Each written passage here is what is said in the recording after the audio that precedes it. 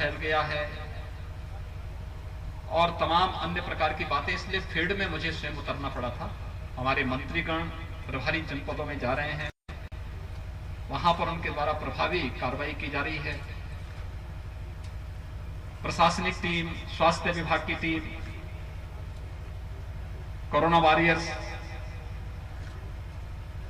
स्वयंसेवी संगठन और हर तबके का व्यक्ति पूरी मजबूती के साथ इस महामारी के खिलाफ इस लड़ाई में बढ़ चढ़ करके भाग ले रहा है। आदरणीय प्रधानमंत्री जी ने कोरोना की फर्स्ट वेव में देश को कुछ मंत्र दिए थे। कोरोना पॉजिटिव को ट्रेस करना, समय से उसका टेस्ट करना, उसको ट्रीटमेंट उपलब्ध करवा देना। उत्तर प्रदेश ने इसके लिए व्यापक पैमाने पर अभियान चलाया और उस व्यापक पैमाने पर जो अभियान चलाया उसका परिणाम हमारे सामने है। हम लोगों ने अब तक 4 करोड़ 80 लाख से अधिक टेस्ट संपन्न किए हैं। प्रदेश के अंदर जो आशंका व्यक्त की जा रही थी सेकेंड वेव में कि 10 मई के बाद उत्तर प्रदेश के अंदर 30 लाख से अधिक एक्टिव केस होंगे, स्थिति भयावह होगी, अनियंत्रित होगी। कोविड प्रबंधन का एक उदाहरण प्रस्तुत करते हुए उत्तर प्रदेश ने, जहां पर आशंका व्यक्त की जा रही थी कि 30 लाख से ज्यादा एक्टिव केस प्रदेश में होंगे, स्थिति अनियंत्रित होगी, आज उस उत्तर प्रदेश में मात्र 58,000 एक्टिव केस कोविड के रह गए। पॉजिटिविटी रेट उत्तर प्रदेश की 95% से अधिक हो गई है और पॉजिटिव रिकवरी रेट 95% से अधिक और पॉजिटिविटी रेट निरंतर डाउन है। अगर आज की हम देखेंगे तो 1 के आसपास है और ओवरऑल हम देखेंगे तो पॉजिटिविटी उत्तर प्रदेश के अंदर 3 के आसपास बनी हुई है। यानी पॉजिटिविटी रेट को कम करना और रिकवरी रेट को बढ़ाना इस पूरे अभियान का हिस्सा था और हम लोगों ने उसमें सफलता प्राप्त की। आज उसका परिणाम है कि हर एक जनपद में टेस्ट की क्षमता बढ़ाई जा रही है। आज ही यानी कल उत्तर प्रदेश में 3,56,000 से अधिक टेस्ट हुए।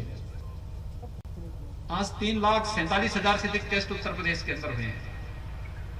टेस्ट की क्षमता को निरंतर बढ़ाया गया। निगरानी समितियां गांव-गांव जा रही हैं, स्क्रीनिंग का काम कर रही हैं, हर लक्षण युक्त व्यक्ति को मेडिसिन किट वितरित कर रही हैं। आरआरटी की टीम अगले 24 घंटे के अंदर उन सभी लोगों का एंटीजन टेस्ट कर रही है। संदिग्ध लोगों को आरटीपीसीआर टेस्ट के लिए सैंपल इकट्ठे किए जा रहे हैं और उसका एक व्यापक परिणाम सामने आया है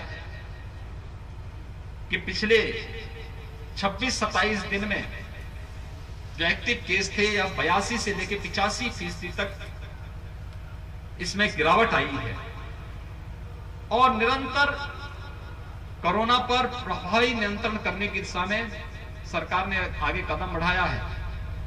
उत्तर प्रदेश के बारे में कहा जाता था कि एक दिन में यहां 25 अप्रैल के बाद से लेकर के और मई में 1 लाख केस प्रतिदिन आएंगे।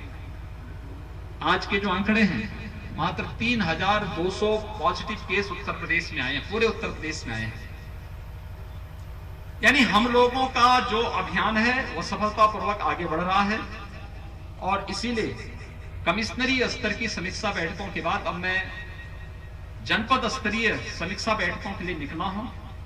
कल मैंने देवरिया और कुशीनगर जनपद की समीक्षा बैठक ली थी। आज मैं सिद्धार्थनगर और बस्ती जनपद की समीक्षा बैठकों के साथ साथ कोरोना प्रबंधन के साथ साथ इन जनपदों में हम लोग कैसे इंसेफ्लाइटिस से बचाव और अन्य वेक्टर बॉर्न डिजीज से भी बचाव के लिए क्या अन्य उपाय हमें करने हैं, क्योंकि पिछले 4 वर्षों के दौरान जो उपाय किए गए हैं उसके परिणाम आए हैं। उस पर आगामी रणनीति को तय करने के लिए भी आज मैं इन सभी जनपदों के भ्रमण में हूं, क्योंकि इंसेफ्लाइटिस की दृष्टि अगर आप देखेंगे तो गोरखपुर, बस्ती, कमिश्नरी सबसे संवेदनशील है। सबसे अधिक इंसेफ्लाइटिस से जुड़े हुए पेशेंट इन्हीं जनपदों में हैं और इसीलिए भारत सरकार के सहयोग से 4 साल पहले हम लोगों ने हर मेडिकल कॉलेज में पीको का निर्माण किया था। हर डिस्ट्रिक्ट हॉस्पिटल में पीको का निर्माण हुआ। कुछ सीएससी में भी मिनी पीको का निर्माण हुआ। ये मिनी पीको हमारे लिए या पीको पीडियाट्रिक आईसीयू, ये हमें वर्तमान में कोरोना में भी ये उपयोगी हो रहे हैं बच्चों के लिए, थर्ड वेव में भी उपयोगी होंगे और इंसेफ्लाइटिस के उपचार में भी होंगे। ये सभी कार्यक्रम लगातार सरकार की तरफ से सफलतापूर्वक आगे बढ़ रहे हैं। हमें जहां